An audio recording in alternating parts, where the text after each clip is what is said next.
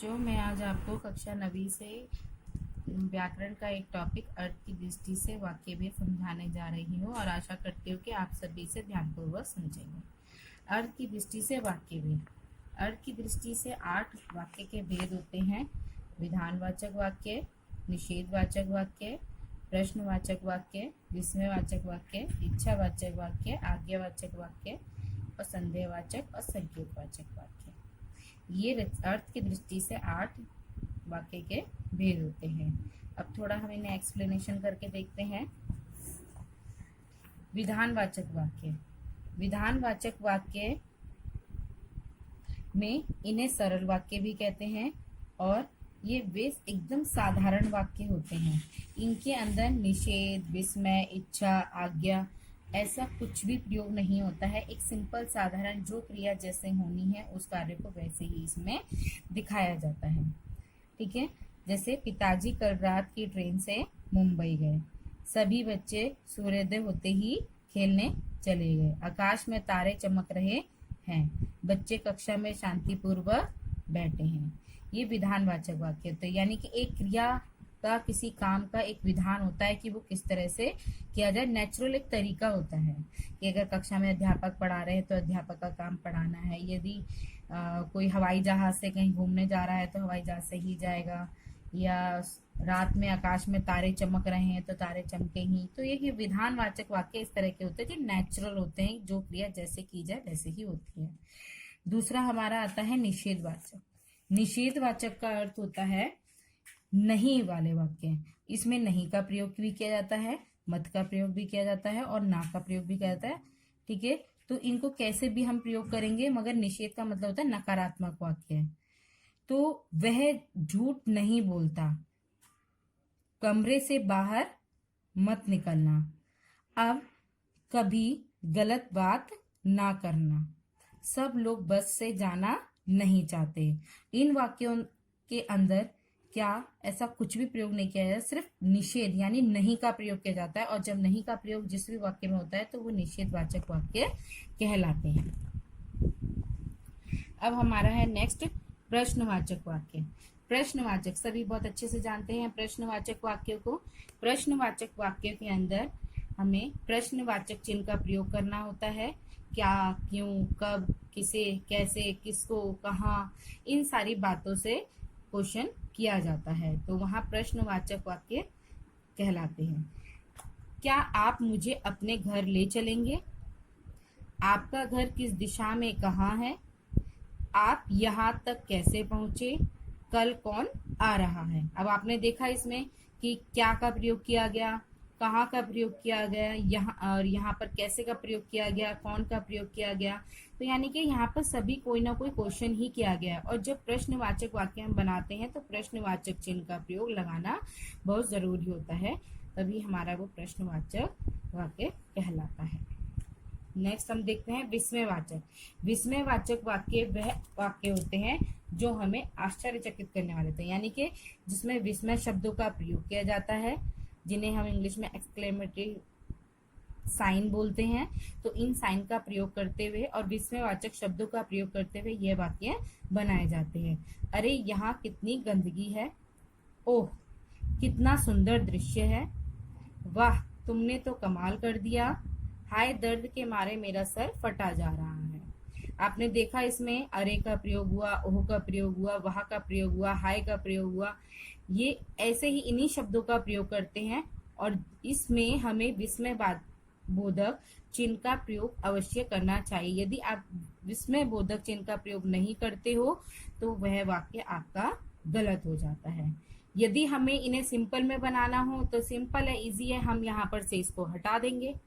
तो यहाँ कितनी गंदगी है, ठीक है, कितना सुंदर दृश्य है, तुमने तो कमाल कर दिया, दर्द के मारे मेरा सर फटा जा रहा है। तो ये हमारे सीधे सीधे विधान बन जाते हैं। लेकिन यदि आपको विस्मय बनाना है तो हमें विस्मयवाचक चिन्ह और विस्मय बोधक साइन दोनों का ही शब्दों का और साइन का दोनों का ही प्रयोग करना होता है। इच्छावाचक वाक्य। इच्छावाचक वाक्य भी होते हैं जब हम किसी के बारे में अच्छा सोचते हैं, अपने लिए कुछ अच्छा सोचते हैं, करने की कोशिश करते हैं, तो वो इच्छावाचक वाक्य होते हैं। इसके लिए जैसे ईश्वर आपको सुख और शांति दे, आपकी यात्रा शुभ हो, मैं चाहता हूँ कि वह दीर्घ आयु हो, यानी कि जिसकी आयु लंबी होती है। आप चाहते हैं कि जो भी वह है उसकी आयु दीर्घ हो, बहुत लंबी आयु हो। भगवान तुम्हारा भला करें। इस तरह के वाक्य आप अपने बारे में भी अच्छा सोचते कि काश मैं कक्षा में प्रथम आऊं। ठीक है, इस तरह के वाक्य चाहे दूसरों के बारे में किया जाए चाहे अपने बारे में किया जाए, जब हम कोई इच्छा प्रकट करते हैं तो वो इच्छावाचक वाक्य कहलाते हैं। अब हमारा नेक्स्ट है आज्ञावाचक। आज्ञावाचक वाक्यों के अंदर हम अनुरोध भी करते हैं, प्रार्थना भी करते हैं, ऑर्डर भी देते हैं। हमें आज्ञा किसी भी तरीके से हो सकती है, यही नहीं कि सख्ती से ही ऑर्डर कोई किया जा रहा है। तो आज्ञावाचक वाक्यों में शाम को घर जल्दी आ जाना, अपने कमरे में जाओ, इधर बैठकर अपना काम करो, मेरा सामान शीघ्र लौटा दें।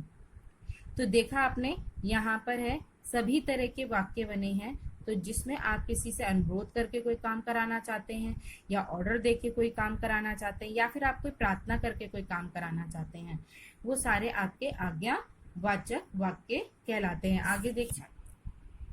आगे देखिए हमारा है संदेहवाचक वाक्य। संदेहवाचक वाक्य वे होते हैं जिसमें डाउट होता है, संभावना प्रकट की जाती है कि कंफर्म ही नहीं होता है कि ये कार्य होगा भी, यानी फ्यूचर में हम ले जाते हैं उस काम को कि शायद ऐसा हुआ होगा या नहीं होगा। इस तरह के कोई भी कार्य होता है वो डाउट में ही रहता है हमारे।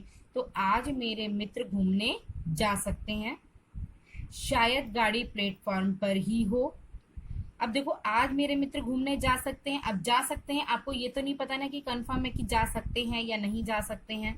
शायद गाड़ी प्लेटफॉर्म पर ही हो, आपको कंफर्म तो नहीं है, आप अपने घर हैं और सोच रहे हैं या रास्ते में भी हैं कि पता नहीं गाड़ी प्लेटफॉर्म पर हो भी या गई होगी या नहीं होगी या छूट गई होगी। तो आप एक अंदाजा लगा रहे हैं, आपके मन में डाउट है इस चीज को लेकर। तो संभवतः वह घर लौट जाए, यानी कि इसमें भी अब यहाँ चाहे संभवतः लगा दो या शायद लगा दो, बात एक ही है, वह घर लौट जाए।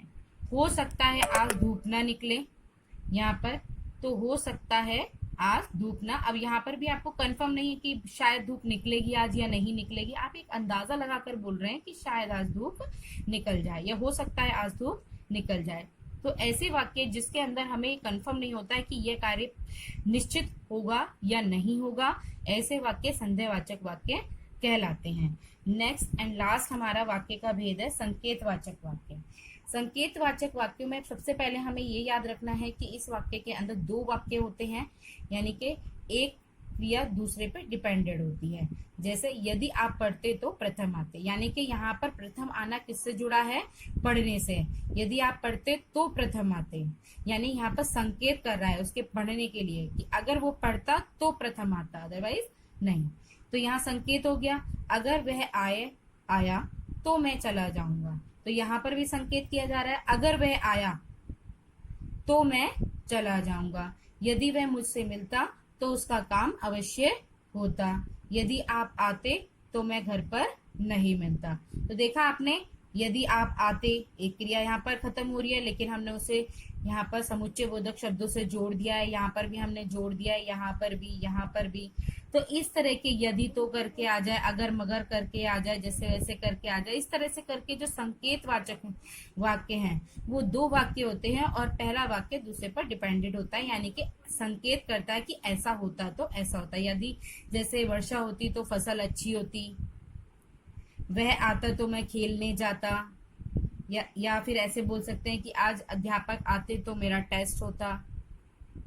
ठीक है, यदि मैं पढ़ता तो प्रथम आता। तो इस तरह से एक वाक्य दूसरे पर डिपेंड होता है तो वो संकेतवाचक वाक्य हमारे कहलाते हैं। आई थिंक सभी को समझ में आ गया होगा। धन्यवाद।